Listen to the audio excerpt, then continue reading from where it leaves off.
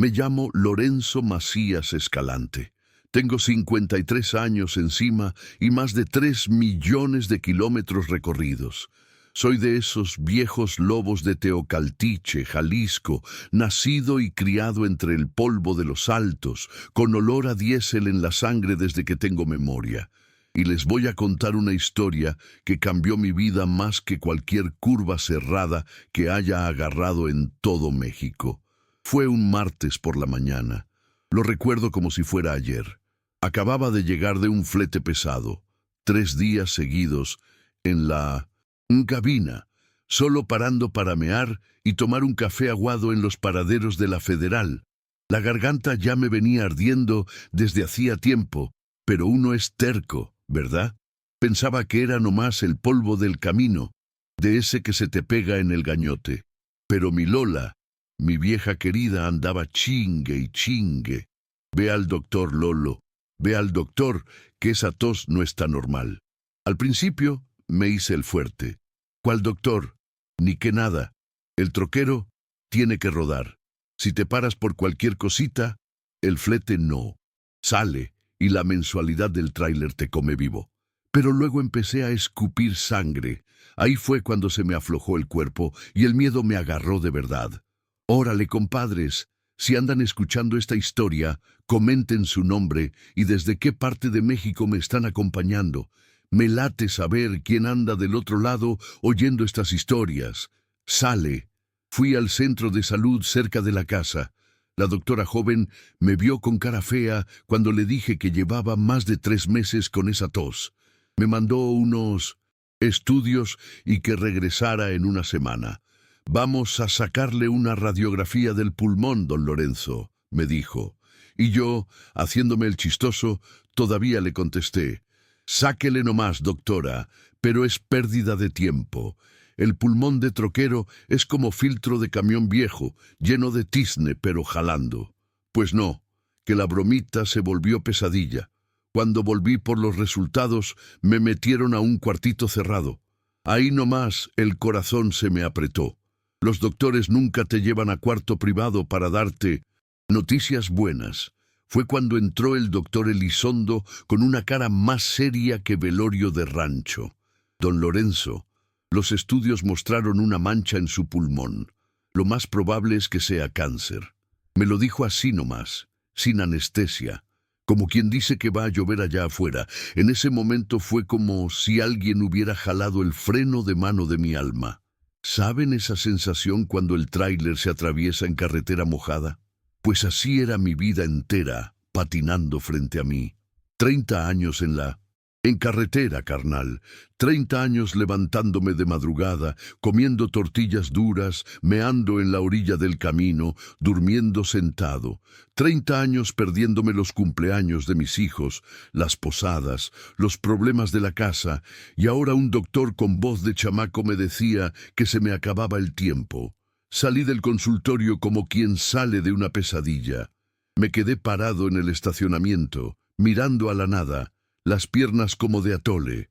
Pasó 1 hora, 2, ni sé cuánto.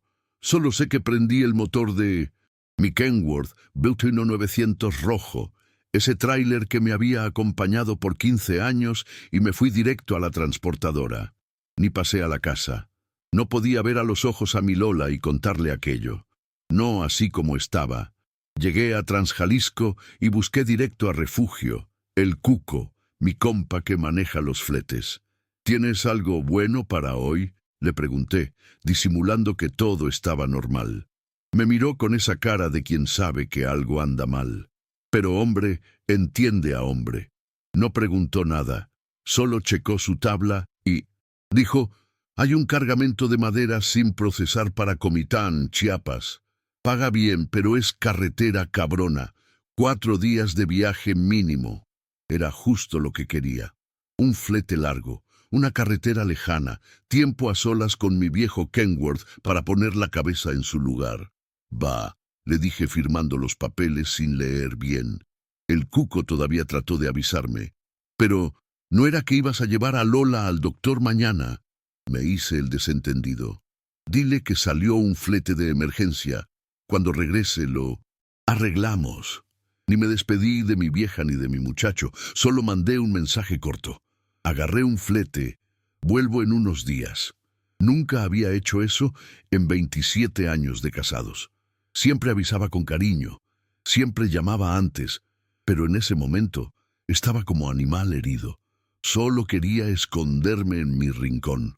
Aventé una muda de ropa en el camión, llené el tanque de diésel hasta el tope, compré un paquete de galletas Marías y un termo de café. Antes de arrancar, hice lo que siempre hacía.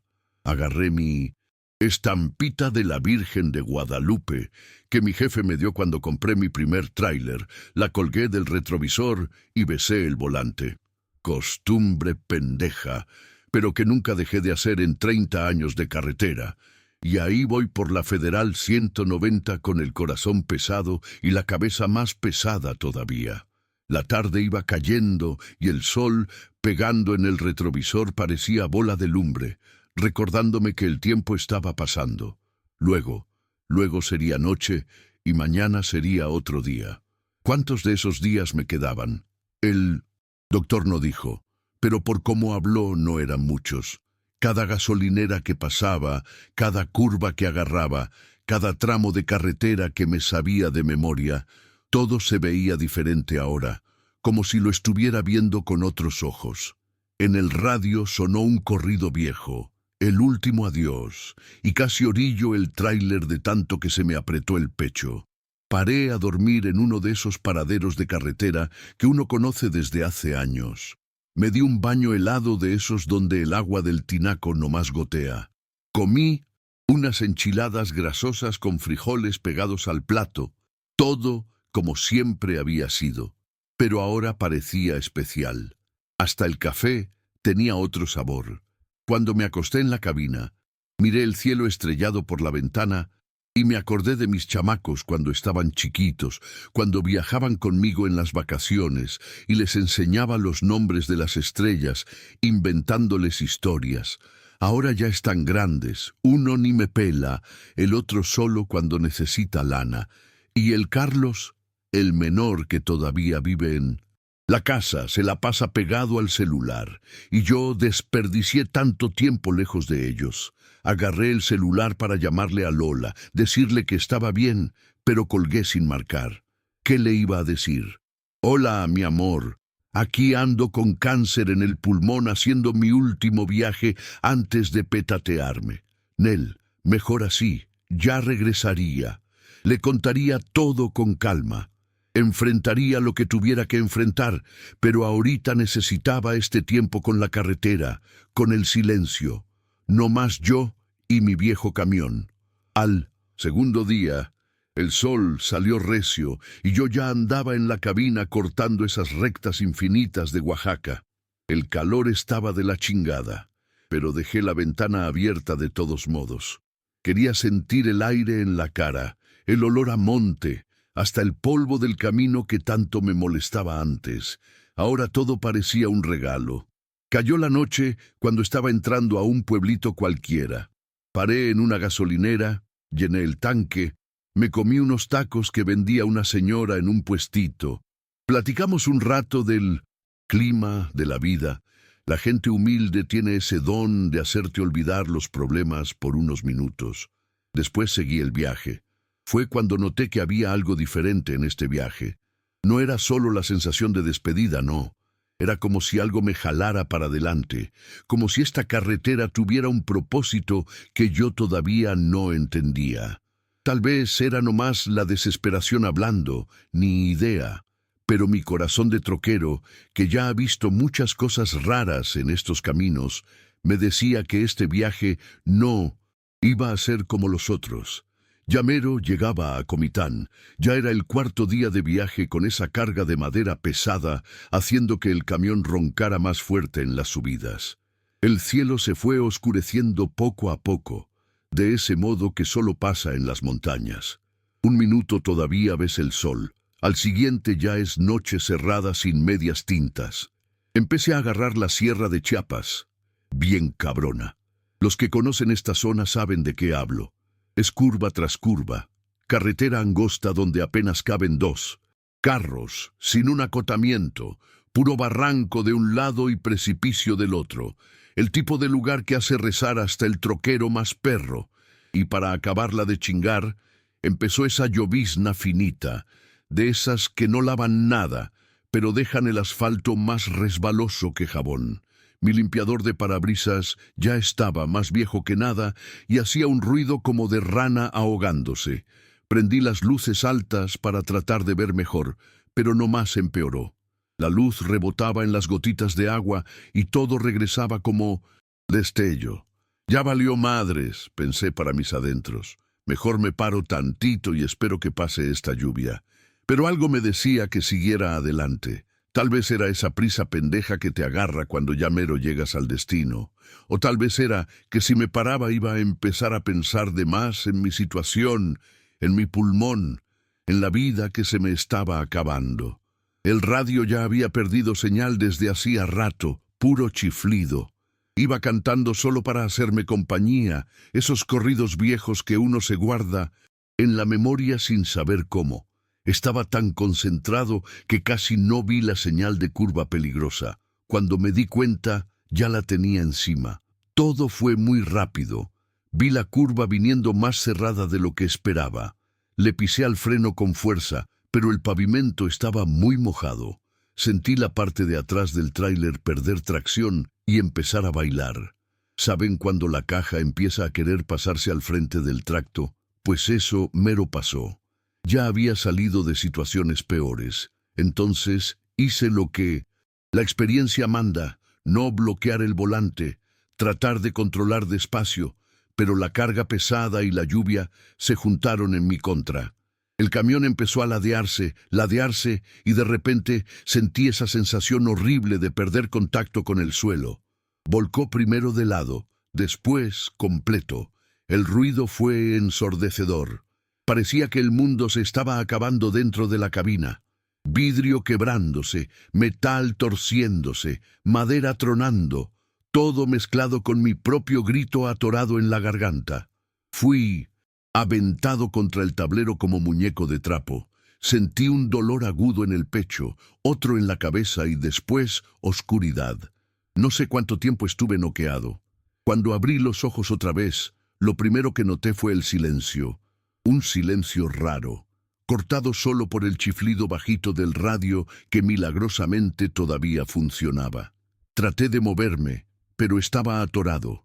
El cinturón de seguridad se había trabado y parte del tablero se había aplastado contra mis piernas. El olor a diésel era fuerte. Vi un humito delgado subiendo del cofre machucado. En la boca sentí el sabor metálico de la sangre. Me pasé la lengua por los dientes y me di cuenta que me había quebrado uno. El parabrisas estaba hecho añicos y la lluvia entraba directo, mezclándose con la sangre que escurría de mi frente. Ya estuvo, pensé para mis adentros. Aquí se acaba la función. ¿Y saben qué pasó? Me reí. Me dio risa como loco. Una risa amarga, adolorida, que hacía que el pecho me doliera todavía más. Era bien irónico. El doctor dándome unos meses de vida por el cáncer y yo iba a morirme ahí mismo, en la carretera de un chingadazo. Tal vez era mejor así, morir haciendo lo que amaba en la cabina de mi tráiler, en lugar de consumirme en una cama de hospital con tubos y máquinas pitando alrededor. Un troquero de verdad muere en la carretera. ¿No es eso lo que dicen? Traté de mover los brazos, las piernas, los podía sentir, lo cual era buena señal. Pero estaba muy atorado para salir solo. La sangre seguía escurriendo, y empecé a sentir ese frío que viene de adentro, aunque la noche estuviera calurosa allá afuera. Me acordé de Lola, de mi hijo Carlos. Pensé en la pendejada que había hecho, irme sin despedirme como se debe, sin contarles lo que estaba pasando. Ahora nunca iban a saber el por qué. Iban a pensar que era nomás un viejo terco que murió por descuidado. El radio seguía chiflando, casi como canción de cuna macabra. La lluvia arreció allá afuera, tamboreando en el metal retorcido de mi viejo Kenworth. El humito del motor empezó a ponerse más grueso, más oscuro. Padre nuestro que estás en el cielo. Empecé a rezar, pero se me cortó la voz. Nunca fui hombre de mucha iglesia, pero en ese momento parecía lo correcto. Cerré los ojos esperando lo peor, aceptando el final, pero no era mi hora todavía. ¿Ustedes creen que un troquero merece morir solo en la carretera después de darle toda su vida? ¿O creen que todavía me quedaba chance de arreglar las cosas con mi familia?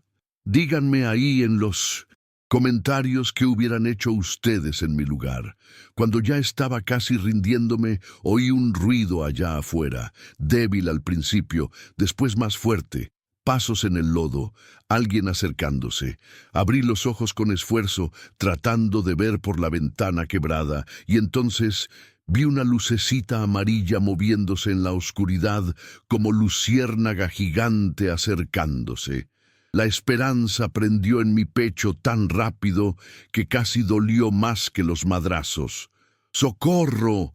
Traté de gritar, pero salió más como un gemido, ronco. ¡Ayúdenme! La luz se fue acercando más hasta que pude ver. No era una lámpara de pilas, era un quinqué de petróleo de los antiguos, y quien lo cargaba era una sombra oscura que todavía no podía distinguir bien. Pero en ese momento no me importaba si era persona o aparición. Solo quería salir de ahí. Me quedé ahí entre la vida y la muerte, sintiendo la sangre escurrir por la cara y el diésel oliendo fuerte. Cada minuto parecía una eternidad. Todo el cuerpo dolía, pero lo peor era el dolor en el pecho. Y no era solo de los golpes, no. Era el dolor de pensar en Lola, esperando en la casa, en mi hijo, sin saber que su jefe estaba ahí atorado en los fierros, a punto de decir adiós, sin haberse despedido como se debe. Traté de gritar otra vez, pero lo que salía era solo un gemido débil, que la lluvia y el viento se llevaban antes de llegar a ningún lado.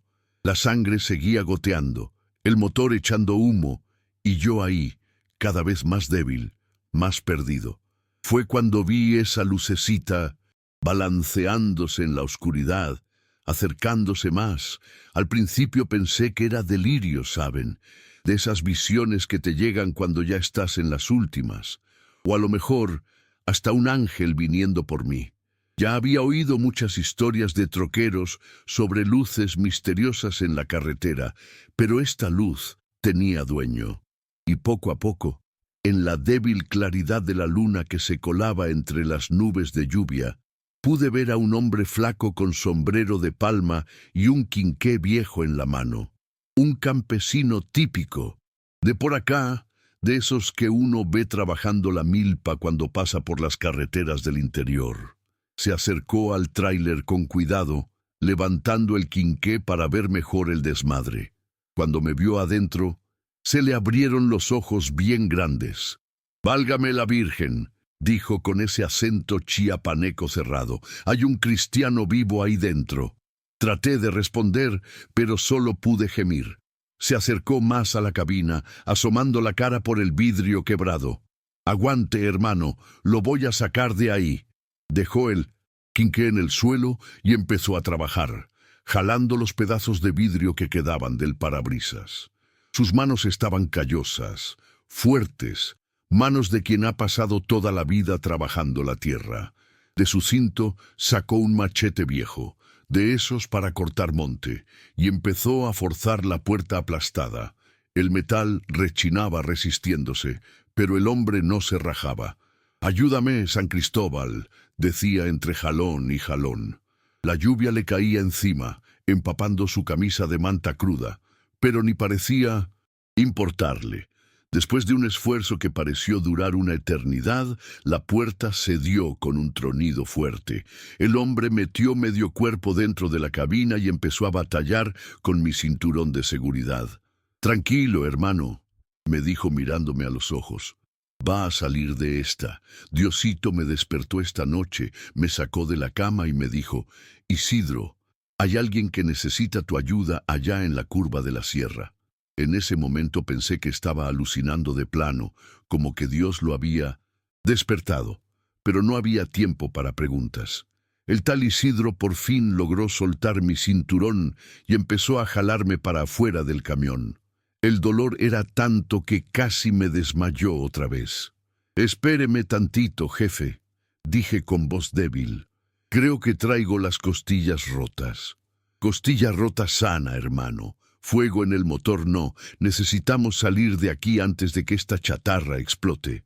Con una fuerza que no cuadraba con su cuerpo flaco, me sacó de la cabina. Cuando el aire frío de la noche me pegó en la cara, sentí un mareo de la chingada. Isidro me cargó en sus hombros casi arrastrándome. ¿Está lejos?, pregunté, sintiendo las piernas como de gelatina. No, mi casa está ahí luego abajo. Señaló una lucecita débil que parpadeaba entre los árboles, tal vez a unos 300 metros sierra abajo. Mi vieja ya ha de estar despierta, preocupada por mí. Y ahí vamos, cojeando por la orilla del camino, bajando por una vereda en el monte que solo quien conoce el lugar podría encontrar. La lluvia caía sin parar, convirtiendo el suelo en un lodazal resbaloso. Isidro me sostenía firme, evitando que me cayera. ¿Cómo me encontró?, pregunté entre quejido y quejido. Ya le dije, hombre, fue Diosito quien me mandó. Estaba dormido como piedra cuando desperté de repente con una angustia en el pecho. Oí clarito como una voz en mi cabeza. Isidro, hay alguien que te necesita allá en la curva. Mi Elodia no me quería dejar salir con esta lluvia, pero yo sabía que tenía que venir. Mientras platicaba, volteé a ver mi tráiler allá atrás. En la oscuridad y la lluvia solo se veía un bulto grande y oscuro volcado en la orilla del barranco. Un escalofrío me recorrió la espalda cuando pensé que si el camión hubiera volcado para el otro lado, habría caído al precipicio, y ni Dios, despertando a Isidro, me habría salvado. Llegamos a una casita humilde de adobe sin aplanar y techo de teja, una galería chiquita al frente con una banca de madera y algunas plantas en botes viejos de pintura. En Minmesintusin, la puerta, una señora de pelo blanco y cara arrugada, sostenía otro quinqué más grande. Isidro del cielo, ¿qué fue lo que pasó? Encontré a este señor en la curva de la sierra, Elodia. Su tráiler se volcó. La mujer soltó el quinqué en el suelo de la galería y vino a ayudarme. Virgen de Guadalupe, está sangrando mucho. Me guiaron hasta adentro de la casa, que solo tenía 2 cuartos, una sala que también servía de cocina y un cuarto chiquito que se veía a través de una cortina de flores. En 1907, la esquina de la sala, un petate viejo estaba extendido en el piso. Acuéstelo aquí, Isidro. Me acostaron con ese cuidado que solo las madres tienen. La mujer fue luego por una palangana con agua y unos trapos limpios. ¿De dónde es usted?, preguntó mientras me limpiaba la sangre de la cara con delicadeza. Teocaltiche, Jalisco, respondí con dificultad. Uy, está lejos de su tierra, hijo. ¿Y qué andaba haciendo por estos rumbos? Llevaba una carga de madera para Comitán. Isidro, que había ido por una botella de mezcal, regresó y empapó un trapo con el líquido. Esto va a arder recio, hermano, pero hay que limpiar esas cortadas. Y sí, ardió de la chingada. Casi vi estrellitas, pero lo dejé hacer su curación improvisada. Doña Elodia me trajo un vaso de agua con azúcar de esos que le dan a uno cuando se espanta. Bébaselo, le va a hacer bien. Me lo tomé de un trago, y apenas entonces me di cuenta de la sed que traía. El agua dulce bajó por la garganta como bálsamo, calmando un poco el dolor del pecho. Respiré hondo, o al menos lo intenté, porque las costillas dolían de la fregada. Gracias, les dije mirando a esa pareja de desconocidos que me habían salvado. Si no fuera por ustedes, yo creo que...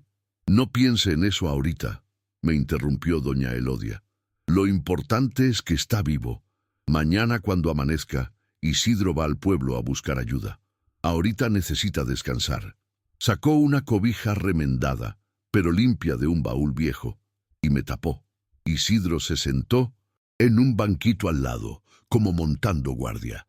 Puede dormir tranquilo, patrón, aquí estamos cuidándolo.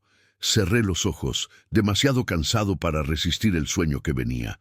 Lo último que vi antes de quedarme jetón fue una imagen de la guadalupana colgada en la pared simple, iluminada por el quinqué.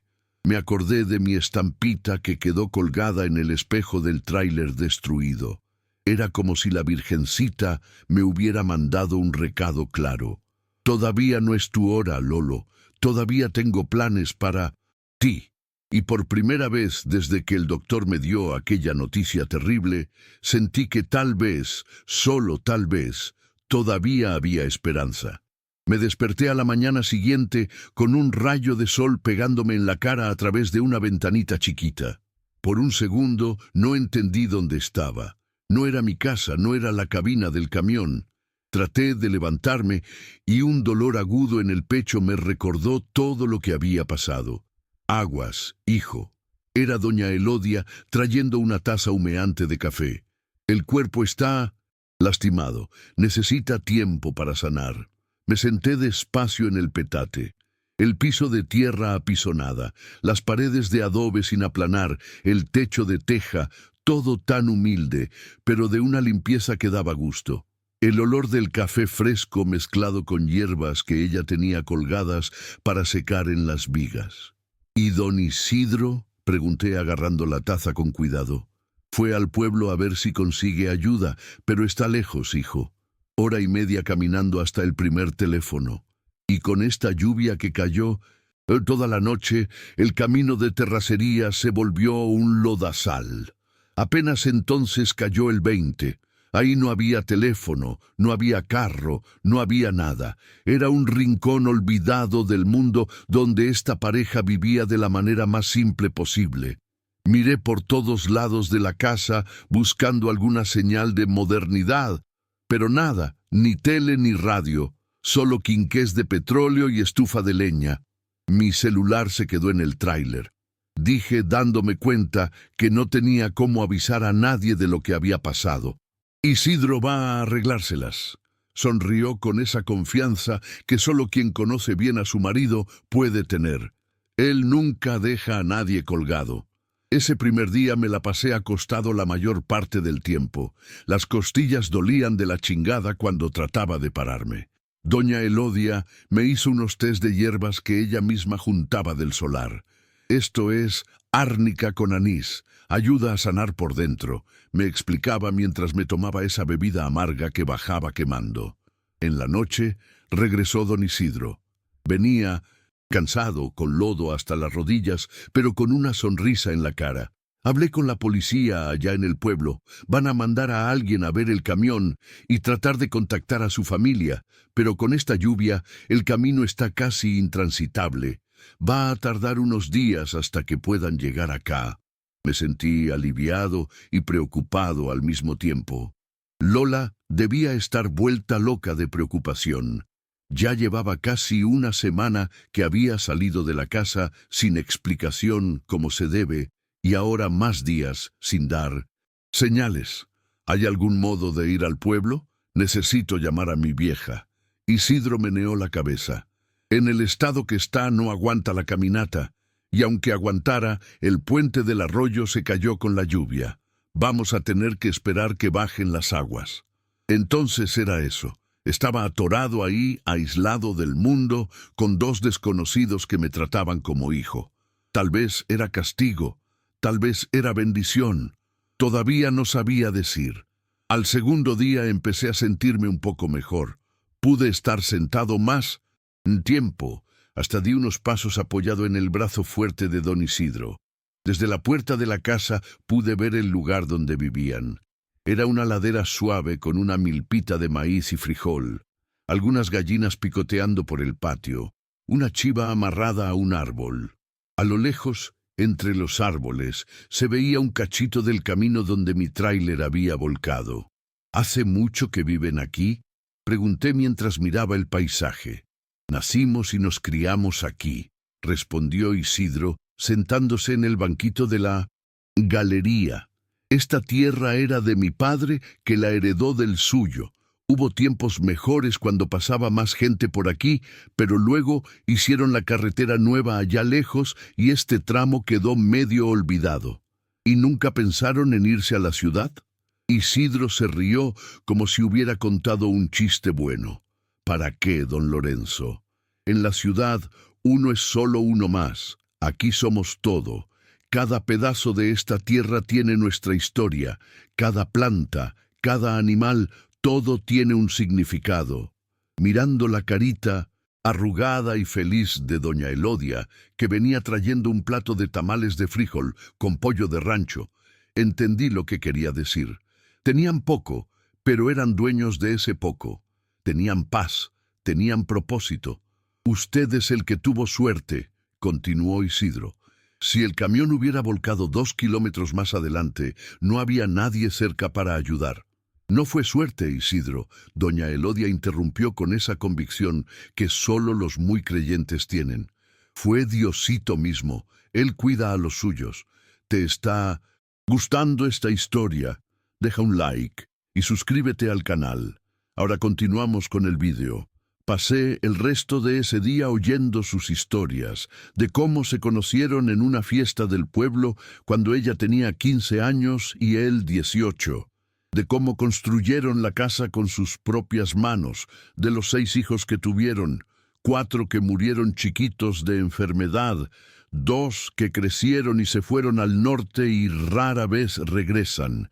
No había tristeza cuando hablaban de los que se fueron, solo una aceptación serena, como quien entiende que la vida tiene su propia manera de hacer las cosas.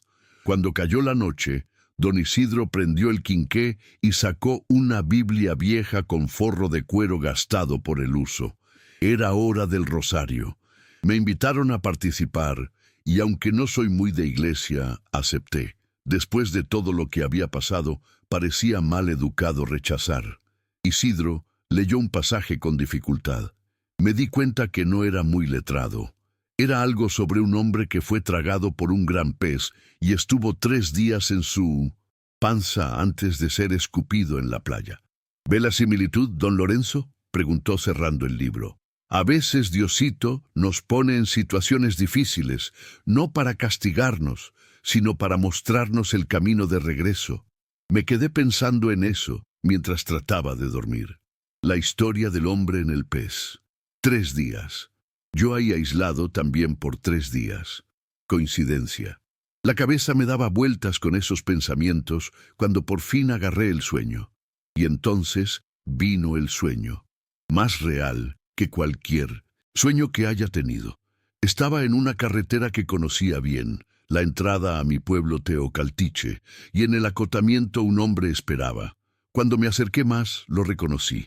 Era mi jefe, don Gaudencio, muerto hacía más de 15 años, pero ahí parado con la misma camisa de cuadros que solía usar, el mismo sombrero de palma.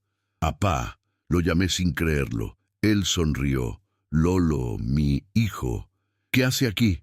Vine por ti para llevarte a casa, hijo. Ya es hora de regresar.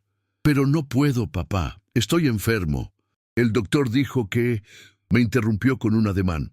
El doctor no es Dios. Solo él sabe la hora de cada quien, y la tuya todavía no llegó. Se acercó y puso la mano en mi hombro. Pude sentir el peso, el calor. Parecía tan real. Regresa, Lolo. La carretera siempre va a estar ahí, pero tu tiempo con los que te quieren no. Me desperté de sopetón con el corazón a 1000. Estaba sudando, aunque la noche estuviera fresca. A mi lado, doña Elodia me tenía agarrada la mano. Estaba teniendo pesadillas. Hijo, estaba llamando a su papá. Tragué saliva. No era pesadilla, era como si hubiera venido a darme un mensaje. Le conté el sueño, y ella escuchó todo con atención, meneando la cabeza como quien entiende del asunto. Los antiguos decían que cuando soñamos con los que ya se fueron es porque de verdad vinieron a visitarnos. Su papá lo quiere, hijo, hasta desde el otro lado quiere su bien. En la mañana del tercer día me desperté con una decisión tomada. En cuanto pudiera, iba a regresar a 1900 casa. Le iba a contar todo a Lola.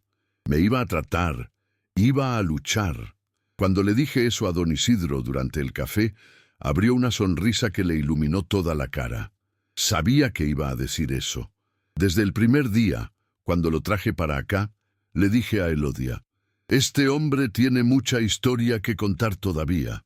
No es su hora de irse. Esa misma mañana, escuchamos el ruido de una troca acercándose. Era la policía que por fin había logrado llegar. Traían un paramédico del centro de salud del pueblo que revisó mis heridas y dijo que había tenido mucha suerte. Nada quebrado, solo golpes fuertes y algunas cortadas que ya estaban cicatrizando gracias a los cuidados de doña Elodia. Era hora de irme, de regresar al mundo de afuera, de enfrentar lo que el destino tuviera preparado para mí.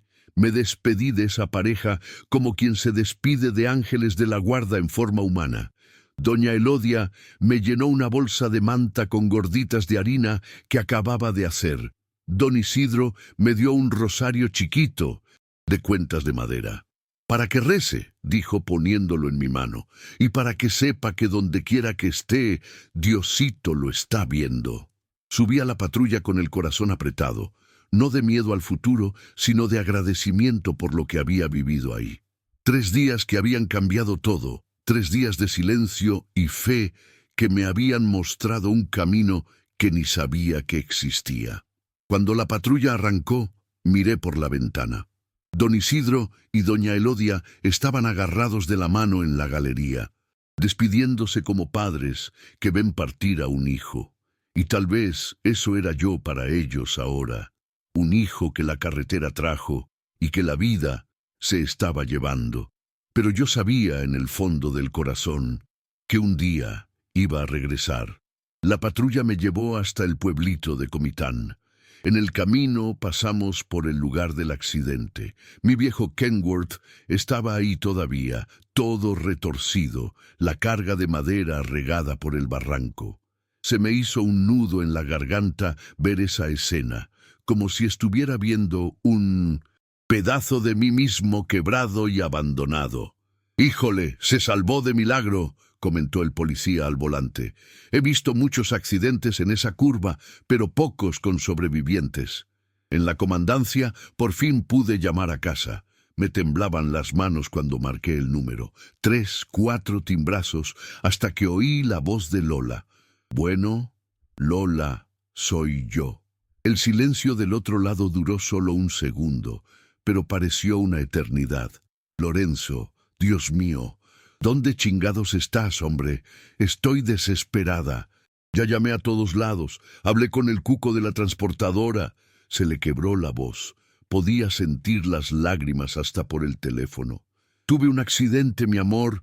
El tráiler se volcó en una curva, pero estoy bien, estoy vivo». Le conté por encima lo que había pasado, sin entrar en muchos detalles. No había manera de explicar por teléfono todo lo que había vivido, todo lo que había sentido. Eso era plática para tener cara a cara. «Voy a agarrar un camión ahorita mismo y me regreso», le dije. «No, Lorenzo, estás lastimado. Quédate ahí quietecito que vamos por ti». «¿Vamos? ¿Quiénes?» «Carlos y yo. Vamos a pedirle el carro prestado a mi compadre Toño y salimos ahorita mismo». Traté de discutir, pero no hubo manera. Cuando a Lola se le mete algo en la cabeza, ni con dinamita se lo sacas. Y en el fondo yo quería verle la cara, la de mi hijo menor, sentir el abrazo apretado, el olor a casa. Pasé la noche en un hotelito simple del pueblo, pagado por el dueño de la transportadora que la policía logró contactar. También prometió mandar a alguien a ver el camión, a ver si había algo que salvar, pero yo ya sabía que no. Ese Kenworth había dado lo que tenía que dar. Me había protegido una última vez como caballo de batalla que cae para salvar a su jinete.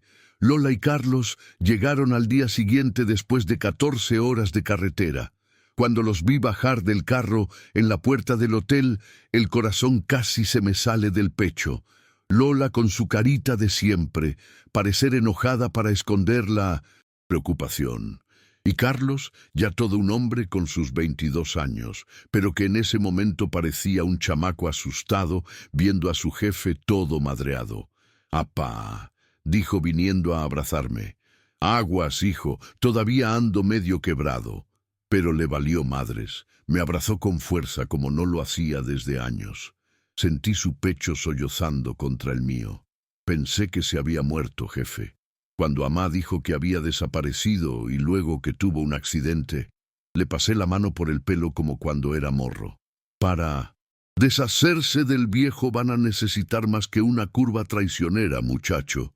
Lola se acercó, los ojos rojos de tanto llorar. Era una mujer fuerte, mi vieja. Había aguantado toda la vida esperándome de las carreteras, pero en ese momento parecía una niña perdida. ¿Por qué no me contaste, Lorenzo? ¿Por qué te fuiste así? Tragué saliva. Ya no podía posponer más esa plática. Vamos a sentarnos ahí en el restaurante del hotel. Necesito contarles algo. En una mesa de la esquina, con un café, enfrente que ni toqué, les conté todo. Desde la consulta con el doctor, el diagnóstico de cáncer en el pulmón, mi huida a la carretera, el accidente, el rescate milagroso, los días en casa de don Isidro. Hasta les conté del sueño con mi jefe, cosa que nunca pensé que compartiría con nadie. Lola escuchaba todo en silencio, las lágrimas escurriendo por su cara arrugada, sin molestarse en limpiarlas. Carlos apretaba los puños en la mesa hasta que los nudillos se le pusieron blancos. ¿Por qué no me dijiste luego, Lorenzo? Podíamos haber enfrentado esto juntos, dijo Lola finalmente. No sé, vieja, me dio miedo, supongo. Miedo de verme débil frente a ustedes. Miedo de que me vieran consumiéndome. Un hombre como yo que pasó toda la vida siendo fuerte, de repente volverse una carga. ¡Apá! Carlos interrumpió con voz firme.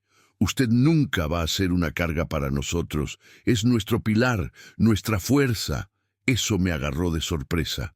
Siempre pensé que el chamaco apenas notaba mi existencia, siempre en su celular, siempre con la puerta cerrada en su cuarto, y ahí estaba diciéndome que yo era su fuerza. Nos vamos a casa ahorita mismo, decidió Lola, con ese tono que no admite discusión. Te vamos a llevar con un doctor bueno en Guadalajara. Vamos a enfrentar esto juntos como familia. Nunca sentí tanto amor como en ese momento. Ahí, en ese restaurante simple de un pueblito perdido de Chiapas, entendí lo que don Isidro me había dicho, lo que mi jefe había dicho en el sueño. El tiempo con los que uno quiere es el único tiempo que importa. El viaje de regreso fue largo. Cada bache del carro en los caminos jodidos me hacía gemir de dolor, pero no me quejaba. Iba para la casa, estaba vivo, tenía una segunda oportunidad.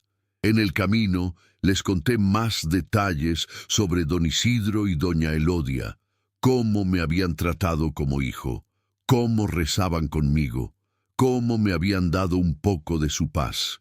Quiero regresar allá un día, dije mirando la carretera por la ventana. Quiero agradecerles como se debe, llevarles regalos. Vamos a regresar, prometió Carlos. En cuanto esté bien, jefe. Era casi noche cuando llegamos a Teocaltiche. El pueblito se veía exactamente igual a cuando me fui, pero era yo el que estaba diferente. Veía todo con otros ojos.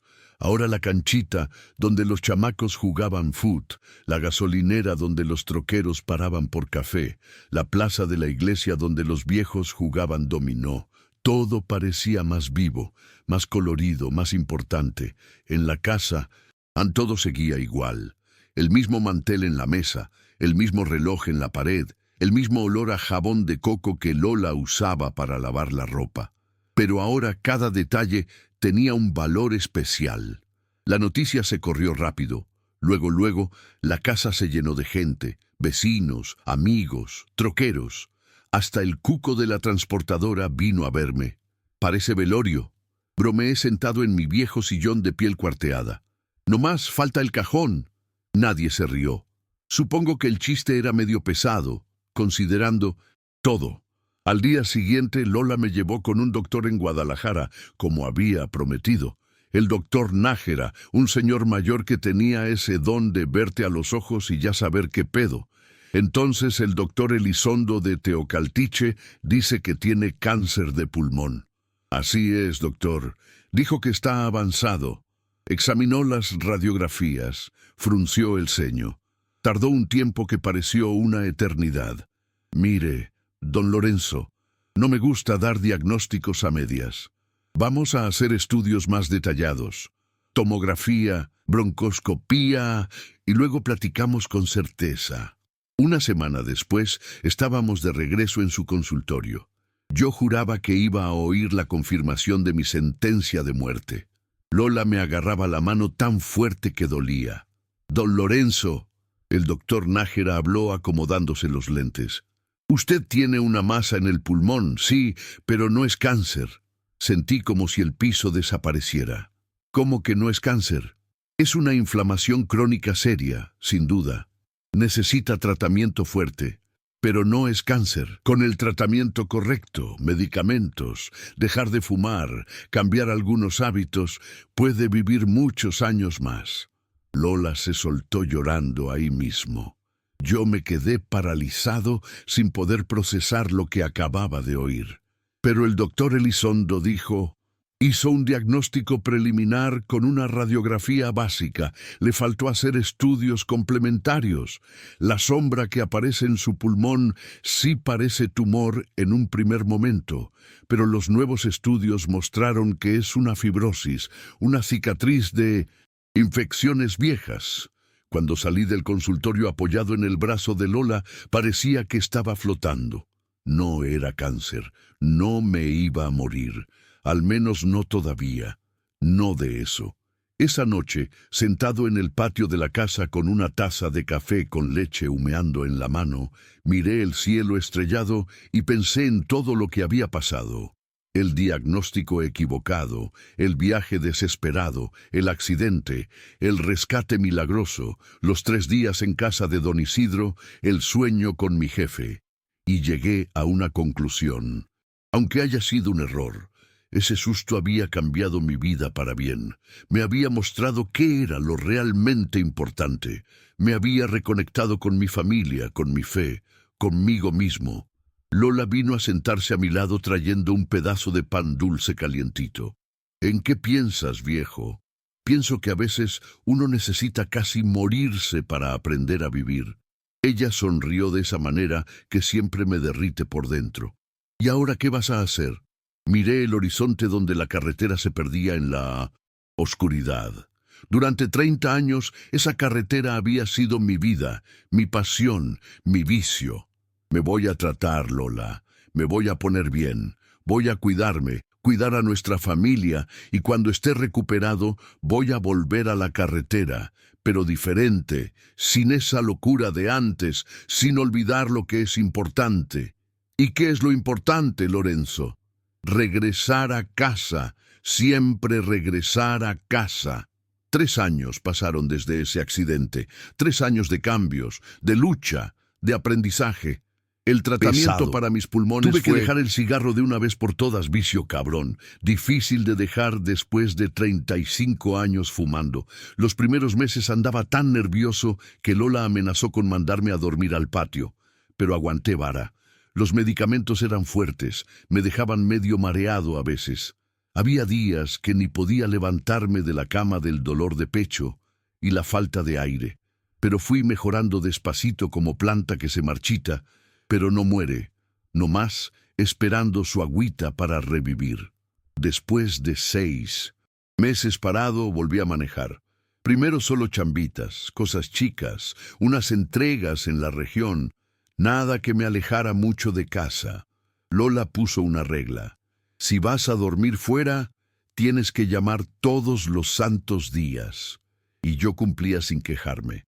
Había aprendido a madrazos el valor de tener a alguien preocupándose por uno.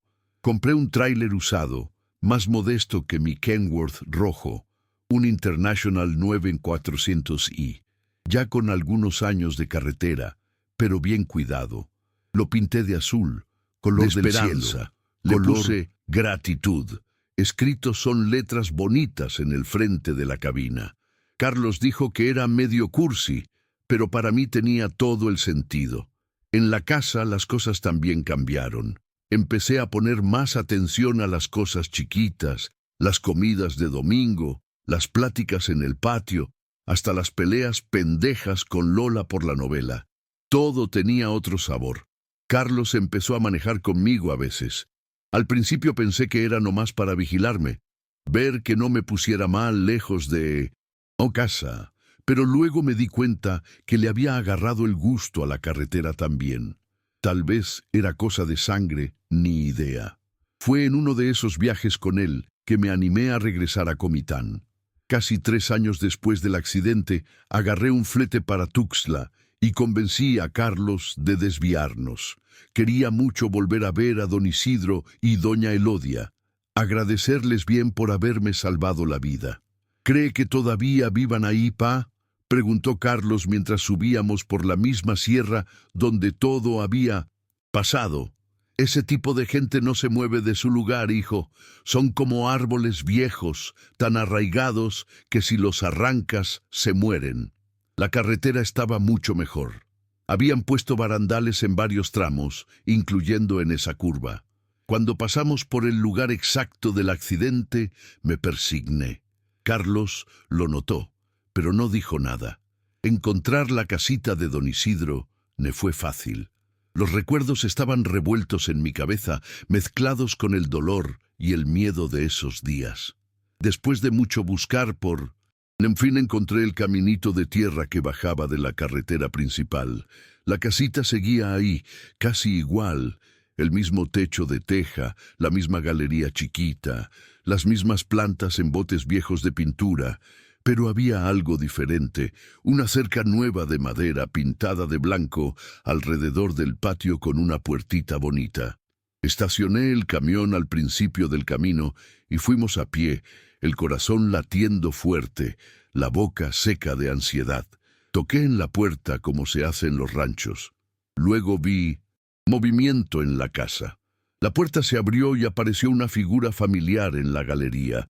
Era doña Elodia con el pelo un poco más blanco, usando el mismo delantal de flores que recordaba. Entrecerró los ojos tratando de reconocer quién era. Cuando por fin me vio bien, se llevó la mano a la boca. Dios mío, es don Lorenzo. Abrió la puerta corriendo y vino a abrazarme. Un abrazo apretado de esos que solo las madres saben dar. Sentí que se me llenaban los ojos de agua. No estaba preparado para tanta emoción. ¿Se acuerda de mí? ¿Cómo iba a olvidar a mi hijo? ¿Cómo iba a olvidar al hombre que Diosito mandó a nuestra vida esa noche de tormenta? Le presenté a Carlos y ella hizo un alboroto diciendo que estaba igualito a mí, aunque no se parecía en nada. Manera de la gente buena que quiere quedar bien. Nos llevó adentro insistiendo que nos sentáramos, que tomáramos café. La casa seguía humilde, pero había algunas cosas nuevas. Una tele chiquita en una esquina, algunas fotos enmarcadas en la pared, un refri viejo que no había antes. Mientras preparaba café en la estufa de leña, anduve mirando alrededor, buscando al dueño de la casa, pero no veía señal de él. Y don Isidro, doña Elodia, anda en la milpa. El silencio que siguió me apretó el pecho. Paró lo que estaba haciendo, se secó las manos en el delantal y vino a sentarse cerca de mí. Sus ojos, que habían brillado tanto al verme, ahora estaban aguados. ¡Ay, hijo! Isidro se nos fue hace 1 año ya. Fue como un golpe en el estómago. Me quedé sin aire, sin palabras. Carlos, viendo mi shock, puso la mano en mi hombro. ¿Cómo que se fue, doña Elodia? ¿Qué pasó? El corazón, hijo. Ya venía batallando desde hacía tiempo, pero nunca se quejaba. Decía que mientras Diosito quisiera, él iba a estar aquí cuidándome a mí y a nuestra tierrita. Un día en la tarde estaba deshiervando allá en el solar y nomás se acostó bajo el árbol de mango a descansar y ya no se levantó. Bajé la cabeza sintiendo una tristeza inmensa. Había pasado 3 años planeando agradecer a ese hombre que me salvó. Y ahora era muy tarde. Hablaba mucho de usted, ¿sabe? Continuó doña Elodia, agarrando mis manos entre las suyas, callosas por el trabajo duro. Lo llamaba mi hijo de la fe. Decía que nunca había sentido tan fuerte la mano de Dios como esa noche cuando despertó, con esa urgencia de ir a la curva de la sierra. Ni pude agradecerle bien. Pero él sabía, don Lorenzo, él sabía que usted era agradecido. Decía que podía sentirlo, no hubiera regresado. Se levantó y fue hasta una cómoda vieja en la esquina de la sala. De ahí sacó una cajita de madera tallada, la abrió y me la mostró. Adentro estaba el rosario de madera que él me había dado el día que me fui. Me pareció raro cuando hizo otro rosario igualito a este. Me dijo, le di el mío a don Lorenzo para que se lo lleve, pero quiero tener uno igual para cuando recemos estar rezando juntos, aunque sea de lejos. No aguanté. Las lágrimas vinieron de golpe, sin aviso. Carlos nunca me había visto llorar así, y se quedó sin saber qué hacer, pero doña Elodia sabía exactamente. Me abrazó como quien abraza a un hijo, y me dejó llorar hasta que no quedaron lágrimas. Después de un rato, cuando me calmé, nos llevó al solar. Allá, bajo el árbol de mango donde don Isidro había partido, había una cruz simple de madera. Alrededor, un jardincito chiquito, pero bien cuidado, con flores de colores. Le gustaba sentarse aquí en las tardes, contó.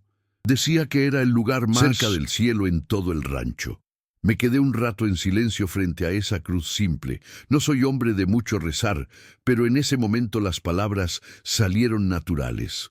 Gracias, don Isidro, no solo por salvarme la vida esa noche, sino por enseñarme otra manera de vivir. Me enseñó más en 3 días que mucha gente en años.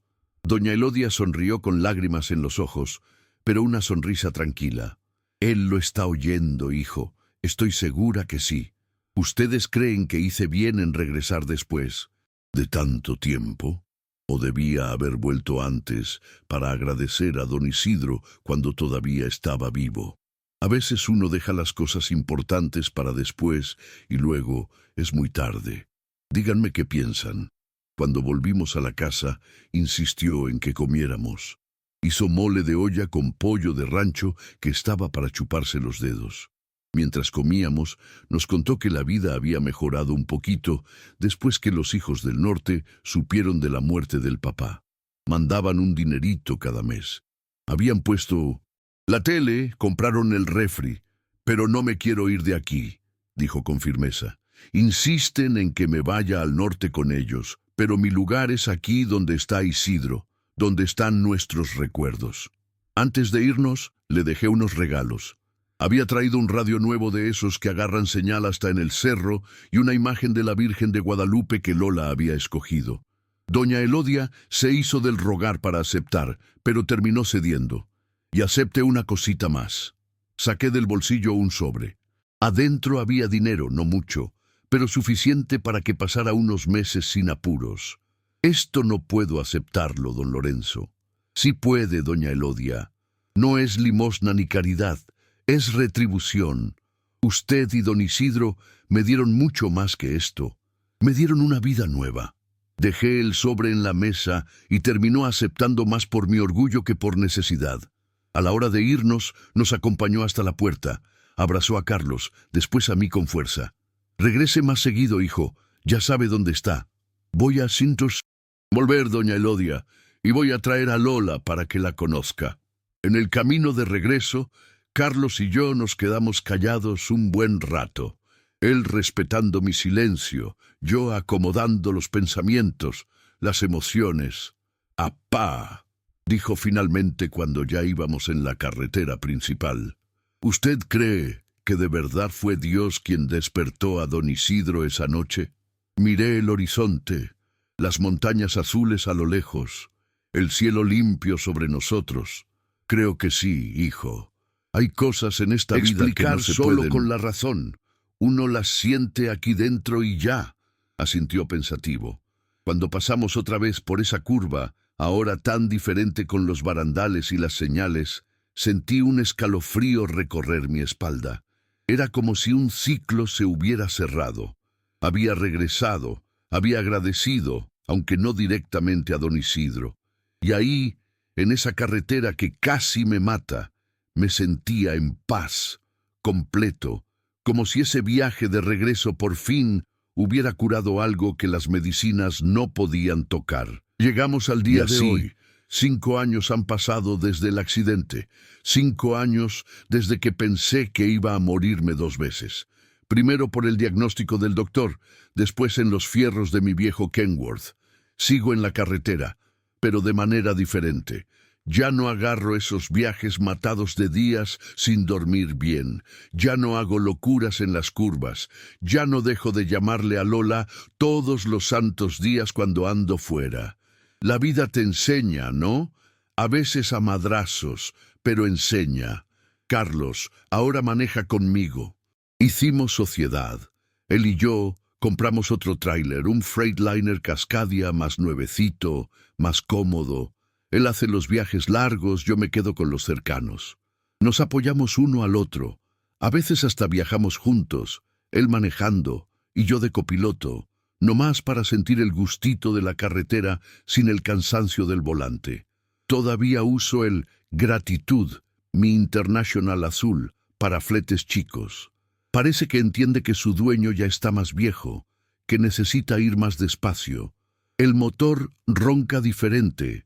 Cuando soy yo quien prende la llave, les juro por Dios que no es mi imaginación. El camión es casi persona. Quien es de la carretera sabe esto. Mi salud todavía tiene sus altas y bajas. El pulmón nunca volvió a ser el mismo.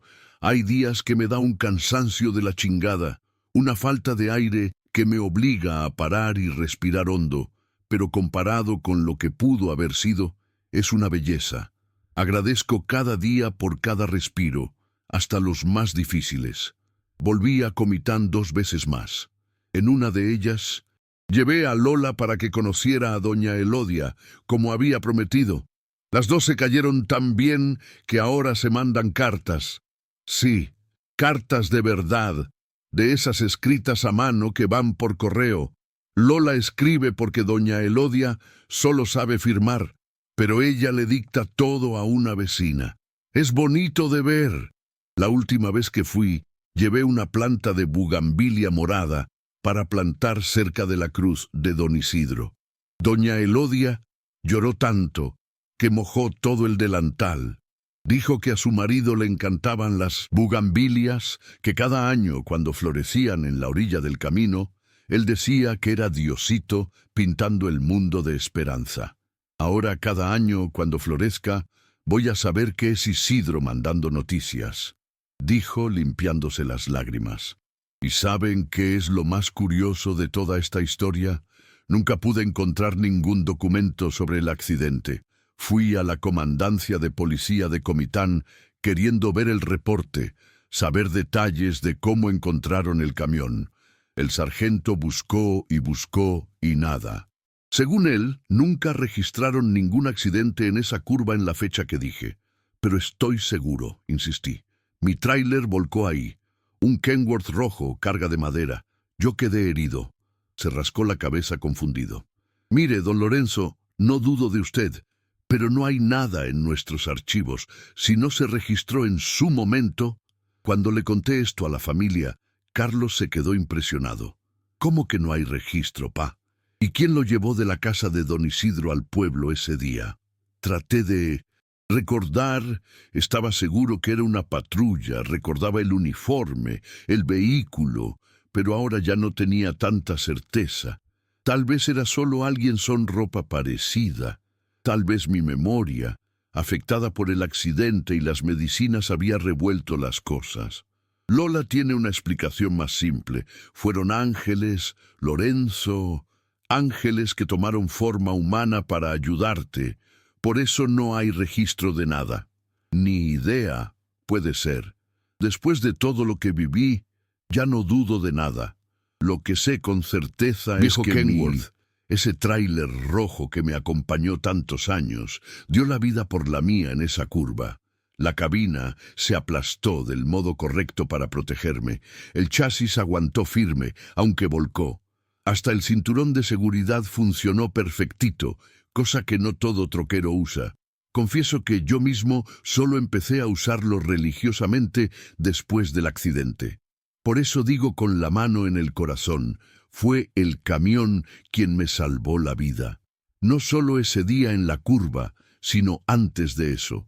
Fue en su cabina donde entendí el valor de la vida, el significado de la carretera, el sabor de la libertad. Fue manejando que descubrí quién era de verdad. Ayer mismo estaba en una gasolinera cerca de Guadalajara. Paré a tomar café y vi un grupo de troqueros novatos, de esos morros que apenas tienen barba y ya se creen los reyes del camino. Estaban apostando quién hacía el tramo a México en menos tiempo. Uno dijo que ni iba a dormir, que se iba derecho con puras pastillas. No aguanté. Me acerqué y pedí permiso para contarles una historia. Les platiqué todo, el diagnóstico, el viaje desesperado, el accidente, don Isidro, mi segunda oportunidad. Cuando terminé, todos estaban en silencio. Uno de ellos, el más fanfarrón, el que hablaba de manejar 24 horas seguidas, tenía lágrimas en los ojos.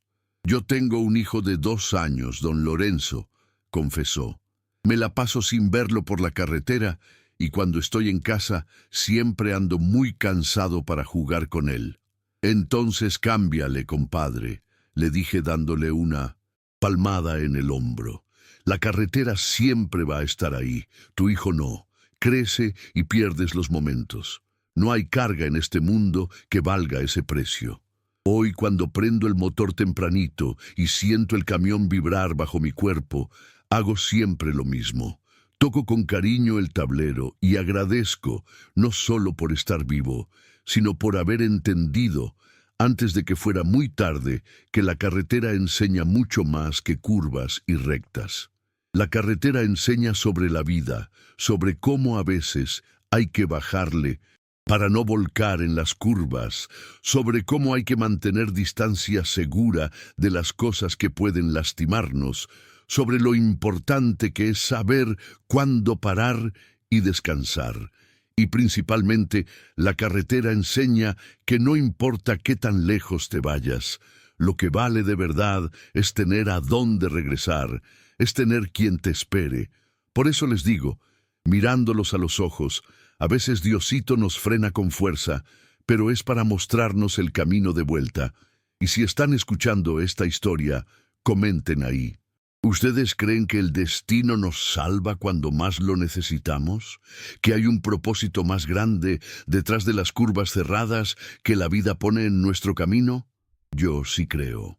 Creo porque lo viví en carne propia, porque sentí el impacto, el miedo, la oscuridad, y después vi la luz del quinqué de don Isidro cortando la noche.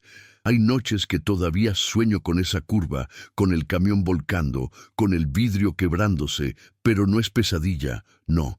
Es solo un recordatorio de que la vida es frágil, de que cada día es un regalo, de que cada kilómetro rodado es una bendición.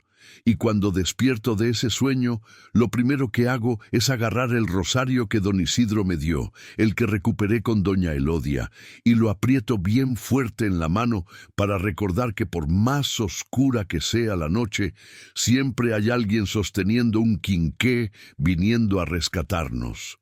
Sea Dios, sea un ángel, sea un campesino flaco con un machete en la mano, la carretera de la vida está llena de sorpresas. Mi amigo, que a veces cuando todo parece perdido, cuando el tráiler ya va volcando y uno nomás espera lo peor, ahí es cuando pasa el milagro. El milagro de descubrir que todavía hay mucho camino por delante, que hay mucho amor para dar y recibir, que hay muchas historias para contar sentado en la banqueta, viendo el sol meterse en el horizonte, y al final de cuentas, eso es lo que importa, ¿no? Tener historias para contar, dejar huella, tener amor para compartir. Lo demás es puro polvo de carretera. Si esta historia te ha emocionado, apoya nuestro canal con un like, suscríbete y activa la campanita para no perderte ninguna de nuestras narrativas. Gracias por vernos.